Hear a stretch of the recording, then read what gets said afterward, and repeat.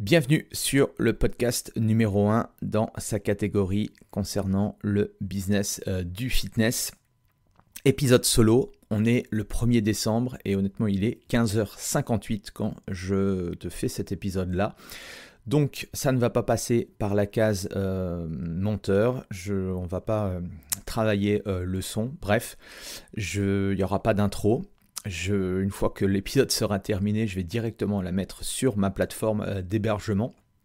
Donc excuse-moi si le son n'est pas exceptionnel, encore que j'utilise des outils professionnels, donc théoriquement ça ne devrait pas être trop mauvais. Donc je m'en excuse par avance. L'idée c'est de te parler d'un sujet qui me tient à cœur et qui peut être assez clivant, ça peut en fâcher certains, mais bon, je suis habitué depuis que je vous parle de business et cette relation à l'argent qui est bien français, c'est la grosse problématique. Le problème, c'est que quand tu commences à gérer un business, il faut bien parler d'argent, sinon c'est un peu compliqué. Ou sinon, tu montes une association ou un hobby et auquel cas tu peux exercer ce métier sans problème. Par contre, pour les autres, pour ceux qui sont à la fois passionnés comme moi d'accompagner les uns et les autres à être en meilleure santé, mais qui veulent aussi, en plus de cette passion-là, pouvoir en vivre décemment, c'est-à-dire sans être prisonnier ou sans bosser, comme un forcené du lundi au dimanche, sans avoir de week-end ou sans avoir de vacances, eh bien, il peut peut-être être intéressant de remettre en question son modèle économique, sa façon de faire son activité. Et c'est ce que je te propose chaque semaine en te faisant découvrir à la fois des personnes qui réfléchissent différemment, qui ont des idées super intéressantes, d'où mon objectif en créant ce podcast, c'est aller à la rencontre justement de personnes qui ont des parcours vraiment excellents et qui ont d'excellentes idées. Et je pense qu'on peut se servir des idées des uns et des autres pour avancer. Et donc on va parler du coup de pourquoi je pense honnêtement que chaque coach sportif devrait viser au minimum 10 000 € par mois dans son activité. Chose qui aujourd'hui on ne s'autorise pas à faire. Je te dis ça parce que depuis de pas mal d'années, je côtoie pas mal de coachs et je vois la mentalité qu'ont les coachs francophones à se contenter en fait du minimum.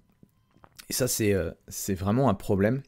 Je le voyais à l'époque quand le statut d'auto-entreprise a commencé à exister. Je me souviens, il y avait un plafond de 30-32 000 et en fait les coachs s'arrêtaient à 30 000 €.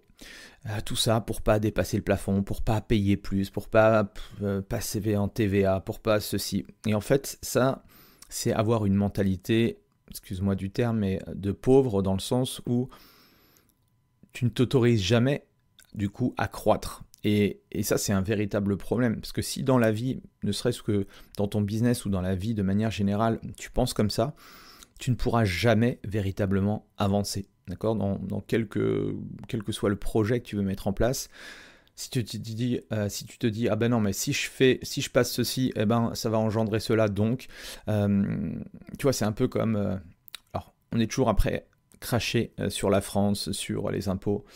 Moi, j'adore mon pays. C'est pas que j'adore payer des impôts, et en plus de ça, quand tu t'intéresses, parce que bien sûr on n'est pas éduqué financièrement, donc quand t'es pas éduqué, tu fais les mauvais choix, donc tu te fais déplumer, alors que l'une des premières choses que l'on devrait faire, qu'on ait une entreprise ou non, c'est de s'intéresser du coup à son argent qu'on a gagné avec la sueur de notre front. Et le problème, c'est que aujourd'hui, l'argent, on le laisse à la disposition des banques qui, excusez-moi du terme, ce sont les pires personnes qui peuvent gérer votre argent. Dans le sens où eux, ils n'ont pas une logique de se dire « Ok, qu'est-ce que je pourrais faire pour ce client pour optimiser son argent ?» Ils voient justement leur intérêt personnel. Bref, c'était une autre aparté, on pourra en rediscuter. Bon, bref, tout ça pour vous dire que je pense que il faudrait que vous cherchiez à viser minimum les 10 000 euros de chiffre d'affaires par mois. Alors, une nouvelle fois, je parle de chiffre d'affaires. Bien sûr, on va me dire que ce n'est pas du net, ça va dépendre beaucoup de business models différents. Si je prends un coach qui est à domicile, je prends un coach qui est dans un fitness ou quelqu'un qui a un studio, on est d'accord, les charges ne sont pas du tout les mêmes, donc c'est compliqué. Mais là, je vais parler d'un business solo. Bien sûr que quand on a un business avec une équipe, plusieurs personnes et tout, c'est sûr que 10 000 euros, ça va être ridicule et auquel cas, il faudra élever ce chiffre-là. Mais là, partons du principe, si je suis un business solopreneur, eh bien, je ne devrais pas me contenter de gagner ou d'aller chercher 3 000 euros de chiffre d'affaires, mais aller beaucoup plus haut. Quand je dis beaucoup plus haut, c'est pas non plus extraordinaire, d'accord ? Forcément, les fameux 10 000 euros qu'on voit, c'est que quand on sait que le SMIC est à, je sais pas, 1500, on peut se dire, voilà, c'est délirant. C'est délirant si tu vends des programmes à 17 euros ou tu fais du coaching sauvage à 20 euros ou 25 euros. Par contre, si tu as véritablement réfléchi à ton business, tu as une offre qui est transformationnelle, où tu vends des résultats, tu verras que c'est pas si délirant que ça. Donc si tu penses qu'aujourd'hui c'est impossible, que ce n'est pas pour toi, que tu ne t'autorises même pas à te dire que ne serait-ce que 5 000 euros c'est envisageable, qu'aujourd'hui tu navigues entre les 2, 3, 4 000 euros et que tu te dis c'est déjà pas mal, je pense que cet épisode est réellement fait pour toi. Donc, j'insisterai sur le fait que ça ne va pas durer longtemps, mais écoute bien jusqu'à la fin parce que j'aimerais te partager un petit peu mon ressenti par rapport à ça et commencer à te donner des pistes de réflexion. Ce qu'il faut comprendre, c'est que la réalité aujourd'hui de beaucoup de coachs, parce que grâce à ce podcast, je rencontre énormément de coachs, beaucoup me contactent, et merci à vous. Petite parenthèse pour la promotion de ce podcast. Vous êtes peu nombreux à mettre un 5 étoiles, un petit commentaire, mais ça m'aiderait beaucoup. Je sais que vous êtes beaucoup à écouter sur Spotify et Apple Podcasts. C'est les deux plateformes les plus fortes en ce moment dans le business du podcast. Donc, c'est pas facile à trouver pour mettre un 5 étoiles et un commentaire, mais voilà, si vous pouviez ça vous prendra une petite minute, mais ça m'aide beaucoup. Et ce qui m'aiderait encore plus, c'est de donner le lien du podcast à l'un de vos amis ou collègues qui est dans le domaine du coaching pour lui faire changer en fait d'avis sur le métier.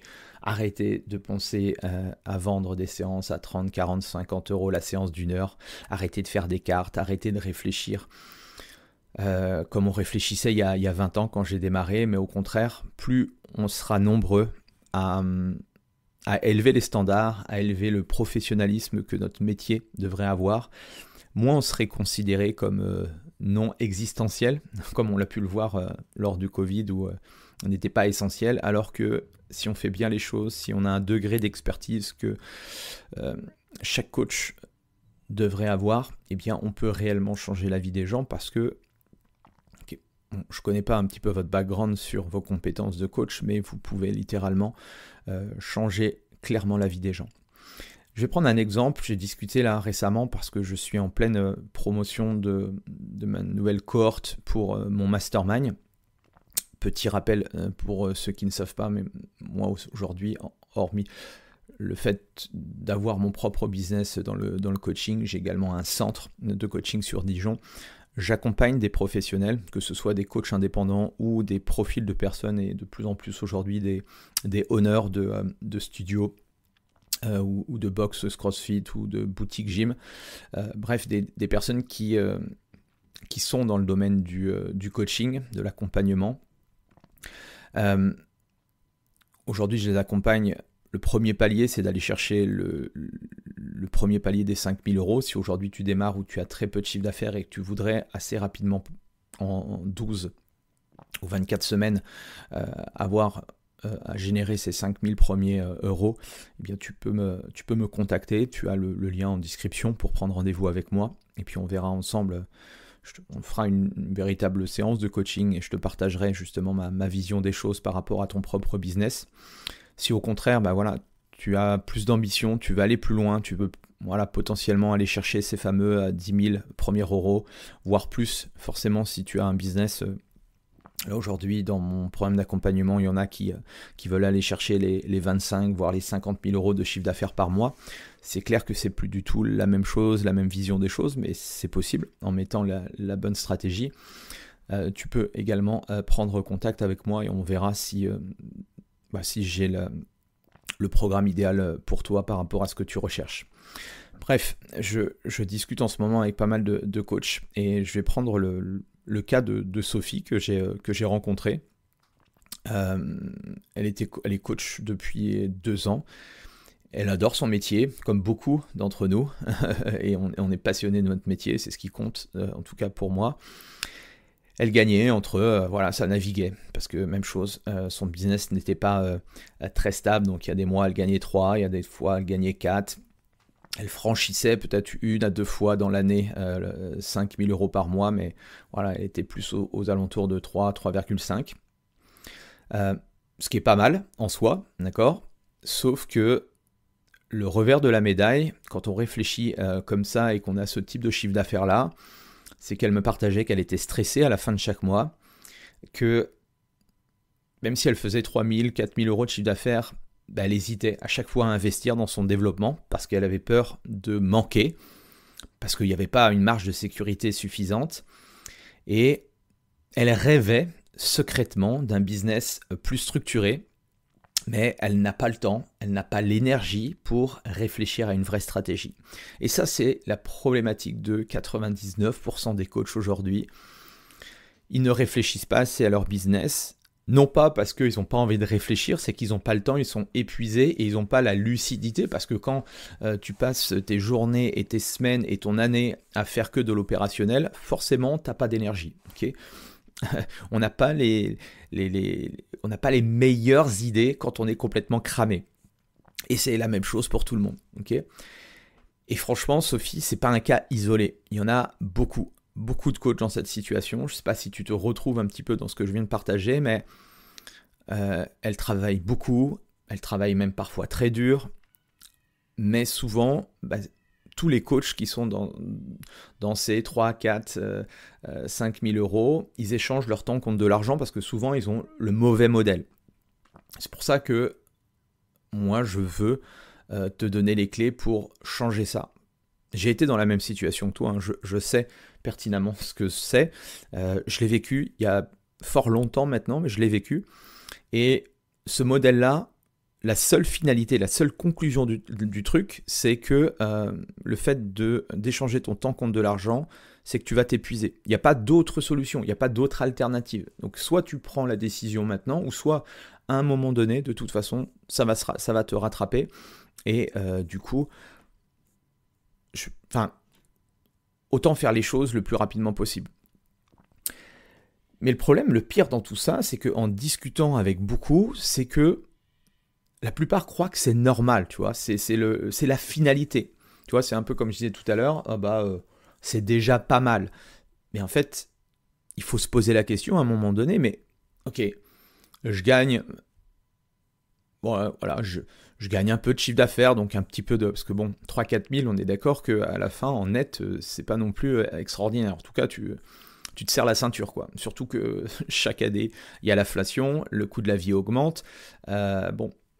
Si tu peux pas te payer des bonnes vacances, si tu as des enfants, parce que même chose, quand tu as 20 ans et que, à la limite, tu es chez papa, maman, ok, mais quand tu commences à être indépendant et à t'assumer personnellement, il va falloir que tu construises tout ça. Et souvent, on a construit nos modèles comme on répète les schémas qu'on a vécus nous personnellement, mais c'est pas forcément la bonne chose. Alors certes, c'est intéressant de faire attention à ses finances, de ne pas être non plus un flambeur, mais néanmoins, c'est hyper important aussi de pouvoir profiter de la vie. Je te le dis, on n'est pas là longtemps sur cette terre, donc il y a des trucs hyper cool, tu vois. Quand tu t'autorises jamais rien, tu meurs et malheureusement, tu n'as pas vécu. Par contre, quand tu découvres que bah voilà, il y a des très beaux hôtels, il y a des super trucs à faire un peu partout en France ou un peu partout dans le monde. Tu peux voyager, tu peux découvrir des choses, moi j'ai envie de faire partager des choses à mes enfants. Donc voilà, on n'a rien sans rien, je veux dire. Donc à partir de là, c'est pas normal en fait. Si tu as un business et t'es cramé, c'est pas normal. Donc pour moi, la vérité, c'est que 3, 4, 5 000 euros, en fait, tu survis. Tu ne construis pas. Parce que vous ne réfléchissez pas non plus. Et je vous le dis ça, c'est pas méchant, c'est de manière bienveillante, parce que même chose, on ne me l'a pas expliqué.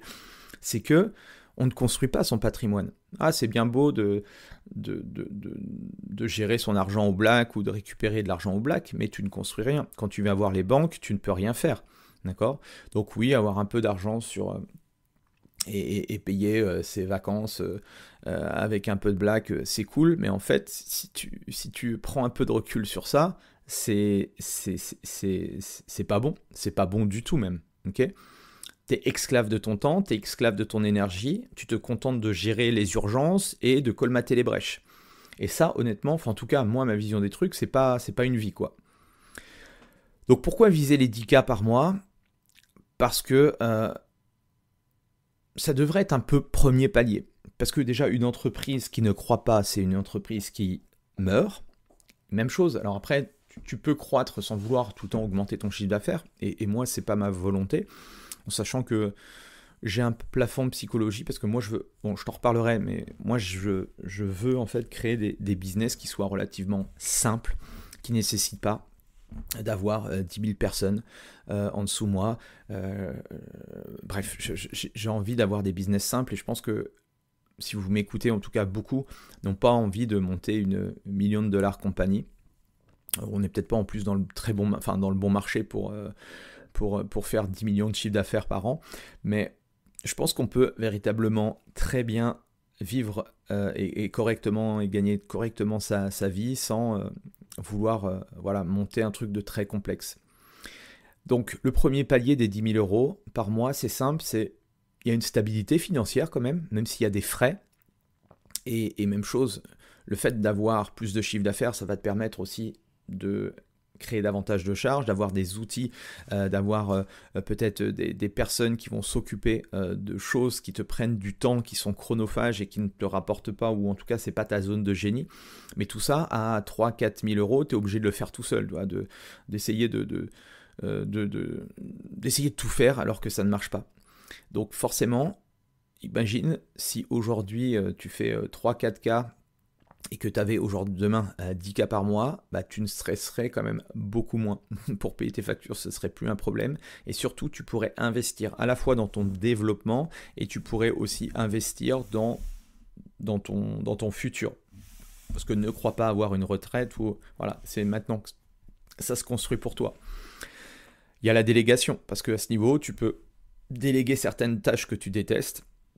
Bon, tu n'es pas obligé d'attendre 10 000 euros de chiffre d'affaires pour le faire, mais en tout cas, ça te permet de mieux structurer, que ce soit l'administratif, la comptabilité, le service client, et te concentrer sur ce que tu aimes faire de mieux, sans doute coacher et peut-être innover, réfléchir et améliorer.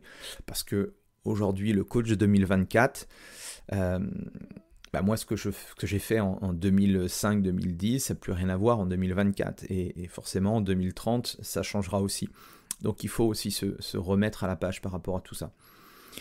Ça permet de créer une vraie transformation. Parce que quand tu vas chercher, et on en reparlera dans d'autres épisodes, des chiffres d'affaires comme ça, il ne va pas falloir forcément vendre à l'heure des séances de coaching à 40 euros parce que ça ne marche pas. Donc c'est là où on va travailler sur des offres transformationnelles.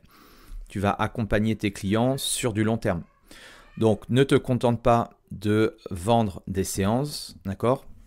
Contente-toi de vendre un résultat pour changer la vie des gens. Et en retour, eux, ils vont te payer à la hauteur de la valeur que tu apportes. Donc, imagine que tu structures une offre d'accompagnement sur 3 mois à 1 500 euros. Eh bien là, avec seulement 7 clients par trimestre, tu es déjà à plus de 10K par mois, d'accord ? Tu travailles moins car tu te concentres sur des clients qui sont engagés, qui recherchent de vrais résultats. Et ça change tout. Parce que si des gens veulent simplement prendre un coach pour qu'on les fasse gesticuler et leur faire des exercices et un programme, c'est une chose, mais c'est pas comme ça qu'on doit faire. Okay, tu dois véritablement changer ta vision des choses. Et là, ça, c'est le premier bloc de travail, c'est travailler sur ton modèle économique et notamment le couple cible à qui tu t'adresses et l'offre. Les croyances limitantes qui te retiennent par rapport à ça. Je sais ce que tu te dis parce que forcément, je suis à la rencontre de coachs. J'ai souvent des coachs qui me disent « Ouais, ça a l'air trop bien, tes programmes d'accompagnement, mais, d'accord ?» Bon, ces gens qui ne passent jamais à l'action ou qui n'investissent jamais ou qui ne veulent pas justement sortir de leur confort, d'investir plus d'argent qui, eux, ont l'habitude d'investir, en fait, ils ne peuvent pas passer ce niveau-là, ce cap-là. Ne pas se faire accompagner dans son business, très clairement, ils vont avoir des difficultés justement à expliquer à leurs prospects qu'il est nécessaire de se faire accompagner pour atteindre les résultats. Mais ça, je ne peux pas te l'expliquer, mais ça se vérifie en fait dans tous les cas de figure. Tu ne peux pas être dans le domaine du coaching, de l'accompagnement, si toi-même tu ne te fais pas coacher ou accompagner. C'est pas logique, tu vois, il y a un problème, il y a un truc qui ne joue pas. Parce que tu n'as pas suffisamment les bons réflexes et tu verras que c'est l'état d'esprit qui joue de ce côté-là. Donc souvent les objections ou les croyances, c'est les 10 000 euros par mois, c'est pour les autres. Ça n'existe pas. Je n'ai pas assez d'expérience, je n'ai pas assez de clients. Bref, il y a tout un tas de réflexes que l'on se dit. Voilà, ma famille n'a jamais gagné ça, donc je ne vois pas pourquoi je serais à même de vouloir gagner ça. Et même des coachs que j'apprécie énormément, qui ont déjà participé à des week-end mastermind que j'ai déjà aussi coaché. En fait, je me suis aperçu que une fois qu'ils étaient partis de mes programmes, étaient redescendus entre guillemets, les croyances, leurs croyances personnelles les avaient rattrapés et ils étaient restés en fait à un niveau de palier. Ils étaient redescendus à un niveau de palier. Parce que même chose, c'est que rappelle-toi de ça, c'est que si tu gravites avec des personnes qui sont pas dans cet état d'esprit de croissance, eh bien naturellement ils vont te niveler par le bas. Donc c'est important, je dis pas que tu dois que graviter autour qu'avec des entrepreneurs multimilliardaires, mais c'est important à un moment donné d'être aussi dans un écosystème où les gens sont là pour donner le meilleur d'eux-mêmes. Je le vois bien à travers le mastermind. On est dans cette réflexion-là, tu vois. On a sur notre groupe WhatsApp, on se challenge, chacun, voilà, quand il y a une vente et tout, ça booste en fait, tu vois. Et on est là non pas de manière à, tiens, je suis le meilleur, j'ai fait le plus de chiffre d'affaires. Non, on est là pour être on joue le rôle modèle. C'est-à-dire que, voilà, on a ce côté leader, chacun emmène les autres vers son succès et sa réussite, et ça donne envie aux autres du coup de se dépasser. Donc la question pour toi que j'aimerais te poser, c'est pourquoi toi tu ne pourrais pas atteindre ces fameux 10 000 euros par mois? Si tu veux qu'on voit ça, si toi t'es pas du tout au clair avec ça, si t'es pas du tout aligné avec ça, si tu dis que c'est impossible, n'hésite pas une nouvelle fois à reprendre rendez-vous, n'hésite pas à prendre rendez-vous, contacte-moi, j'ai un groupe WhatsApp d'échange, tu pourras le retrouver aussi dans les commentaires. On se connectera sur WhatsApp, mais je te garantis que c'est une question de vision, d'état d'esprit. C'est sûr qu'aujourd'hui, si tu es dans un modèle, une nouvelle fois, où tu as 50 millions de prix, tu as du dégressif, comme souvent, là je suis en train de voir, je pensais pas que ça existait encore, mais voilà, les trois, alors je fais moins cher, tu vois. Si la personne, elle entre une fois par semaine et 2 fois par semaine et 3 fois par semaine, par exemple, ça c'est le modèle classique de tous les coachs. Ok, j'ai un programme avec, je te coach une fois, je te coach 2 fois, je te coach 3 fois. Bon, 3 fois c'est moins cher qu'une fois. Ok, pourquoi ? Je te mets un point d'interrogation. Et même chose, si tu me prends 3 mois, 6 mois ou 12 mois, même chose, c'est moins cher le 12 mois que le 3 mois. Donc si tu prends un 12 mois 3 fois par semaine avec moi, bah là, la marge, elle est hyper basse, tu vois. Bon, je te challengerai, mais pourquoi tu fais ça, quoi? Est-ce que la valeur de ton service, elle a diminué pour la même offre? Ça, c'est des questions à se poser. C'est pas une question de chance, c'est une question de stratégie. C'est pas une question d'expérience, c'est une question d'offre transformationnelle. C'est pas une question de client, c'est une question de valeur que tu leur apportes. Donc, ne fais pas ce métier simplement pour transformer un salaire que tu as eu au salariat, le transformer simplement en tant qu'indépendant, parce que honnêtement, tu te mens à toi-même si tu te dis que 3, 4, 5 000 euros, c'est suffisant pour véritablement créer un patrimoine qui va te permettre d'avoir suffisamment d'argent pour vivre décemment. Et là, dans décemment, je ne te dis pas de rouler en Lamborghini et puis de partir en jet tous les week-ends, d'accord, mais je pars du principe, c'est pour ça que je reviens à ce fameux premier palier des 10K, je pense que véritablement ça pourrait changer la vie de milliers de coachs aujourd'hui qui galèrent. Donc tu fais ce métier pour exceller, pour inspirer, pour transformer la vie de tes clients, alors arrête de viser bas et commence à voir plus grand, ok ? Parce que tu le mérites, parce que si tu te formes, tu donnes le max, tu es là peut-être sur le marché depuis longtemps, ben c'est normal en fait, ok ? Si tu veux changer véritablement la vie des gens, si tu veux aider encore plus de personnes par rapport à tes connaissances, tes compétences, ton expertise, eh bien fais-le, ok ? Donc je vais m'arrêter là. Je continuerai ce monologue tout seul. J'espère que, je sais pas, si ça t'a intéressé, partage-moi un petit peu ce que tu en penses par rapport à ça. Et on se retrouve pour un prochain épisode très très vite. Allez, salut!